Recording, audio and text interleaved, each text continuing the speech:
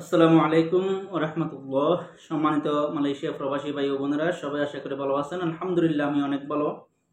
তো আজকে গুরুত্বপূর্ণ আপডেট, যেটা মালয়েশিয়ার অনেক প্রবাসী ভাই অনেক দিন ধরে বিভিন্ন জায়গার মধ্যে প্রশ্ন করতেছে এবং সঠিক উত্তর পাচ্ছে না।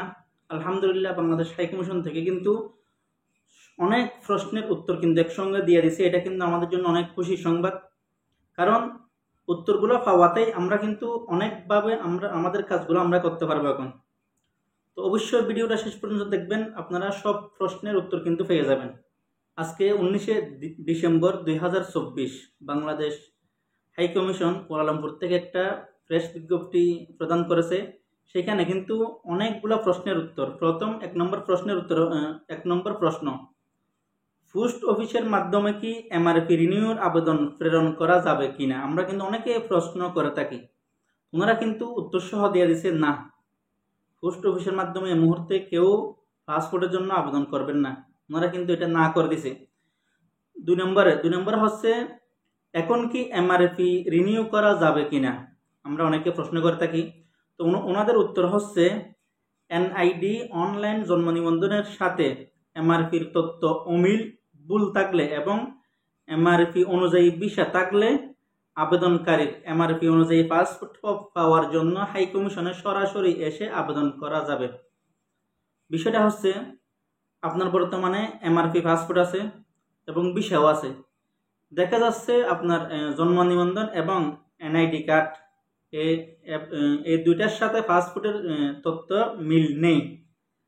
যদি সব ডকুমেন্ট ওই রকম থাকে, সেক্ষেত্রে আপনি সরাসরি হাই কমিশনে গিয়ে এমআরপির জন্য আবেদন করতে পারবেন। যদি সব কিছু মিল থাকে, অবশ্যই আপনাকে ই পাসপোর্টের জন্য আবেদন করতে হবে।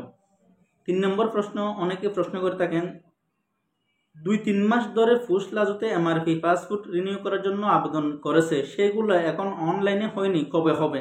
তো হচ্ছে, ফুসলাজুতে মালয়েশিয়ার পোস্ট অফিস প্রাপ্ত আবেদনসমূহ প্রসেস করা হচ্ছে। 30শে জানুয়ারি 2025-এর মধ্যে পাসপোর্ট আসবে বলে আশা করা যায়। যারা ইতিমধ্যে আগে পাঠাই দিয়েছেন পোস্টলাজের মাধ্যমে, এখনো অনলাইন হয় নাই, 30শে জানুয়ারির মধ্যে আপনাদের পাসপোর্ট হয়তো চলে আসবে, এটা কিন্তু আশা করা যাচ্ছে।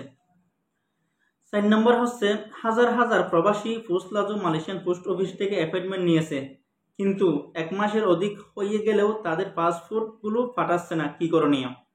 এটা কিন্তু অনেকের প্রশ্ন।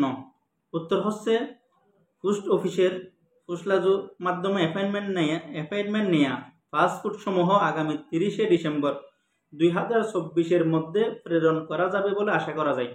যারা পাসপোর্ট নেওয়ার জন্য পোস্ট অফিসের মাধ্যমে পাসপোর্ট নেওয়ার জন্য আপনারা অ্যাপয়েন্টমেন্ট নিয়েছেন, ওনারা আশা করতেছে 30শে ডিসেম্বরের মধ্যে পাসপোর্ট ওনারা অবশ্যই পাঠিয়ে দিবে।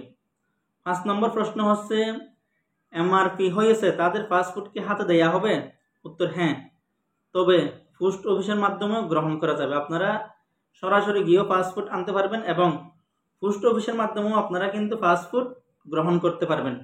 6 নম্বর প্রশ্ন হচ্ছে, পরবর্তী যে কোনো সময় বিভিন্ন রাজ্যে হাই কমিশন কর্তৃক পাসপোর্ট সেবা দেওয়ার ক্ষেত্রে অনলাইন অ্যাপয়েন্টমেন্ট কিভাবে নেওয়া যাবে। উত্তর ওনারা কিন্তু দিয়ে দিছে, কোনো রাজ্যে যাওয়ার কিছুদিন পূর্বে হাই কমিশনের ফেসবুক পেজে বিজ্ঞপ্তি প্রকাশ করা হয়, বিস্তারিত লিঙ্ক দেয়া থাকে, সেখান থেকে অ্যাপয়েন্টমেন্ট নেওয়া যাবে। আমরা অনেক সময় দেখে থাকি যে বিভিন্ন বিভাগের মধ্যে গিয়ে ওনারা পাসপোর্টের অ্যাপয়েন্টমেন্ট বা পাসপোর্টের দিয়ে থাকে।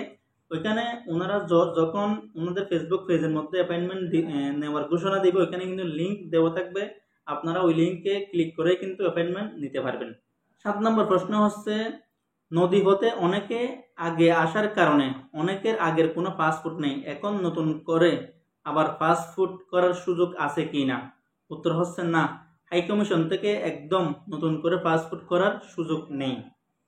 আমরা অনেকে কিন্তু প্রশ্ন করে থাকি, নতুন করে কি পাসপোর্ট করার কোনো সুযোগ আছে কি না, কিন্তু না, হাই কমিশন থেকে বলে দিয়েছে যে নতুন করে পাসপোর্ট করার কোনো সুযোগ নেই।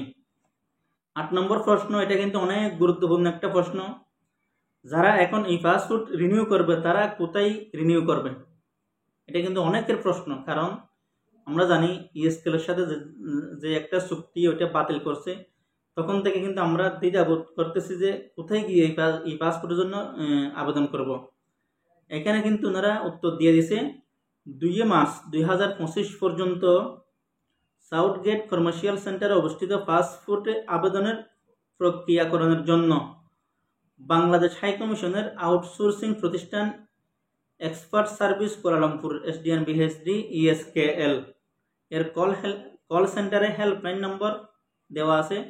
কল করে অ্যাপয়েন্টমেন্ট নিয়ে আবেদন করতে পারবেন। এক কথায় যেটা বোঝাতে চাচ্ছে সেটা হচ্ছে, আপনি যদি ই পাসপোর্ট রিনিউ করেন এবং ই পাসপোর্টের জন্য আবেদন করেন, অবশ্যই আপনাকে ESKL এর মাধ্যমে অ্যাপয়েন্টমেন্ট নিয়ে পাসপোর্টের জন্য আবেদন করতে হবে।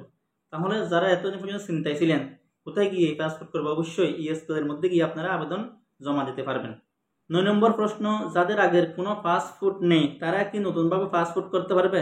উত্তর, মালয়েশিয়ায় কোনো বাংলাদেশি শিশুর জন্ম হলে অনলাইন জন্ম নিবন্ধনের ভিত্তিতে পাসপোর্ট আবেদন করা যাবে। অন্যদের একেবারে নতুন পাসপোর্ট করার সুযোগ নেই। NID অনলাইন জন্ম নিবন্ধনের সাথে MRPর তথ্য মিল থাকলে MRP থেকে ই পাসপোর্ট করা যাবে। যাদের অনলাইন জন্ম নিবন্ধন সনদ এবং NID কার্ড বর্তমান MRP পাসপোর্টের সাথে মিল আছে, আপনারা চাইলে কিন্তু খুব সহজে ই পাসপোর্টের জন্য আবেদন করতে পারবেন এবং ই পাসপোর্ট পেয়ে যাবেন।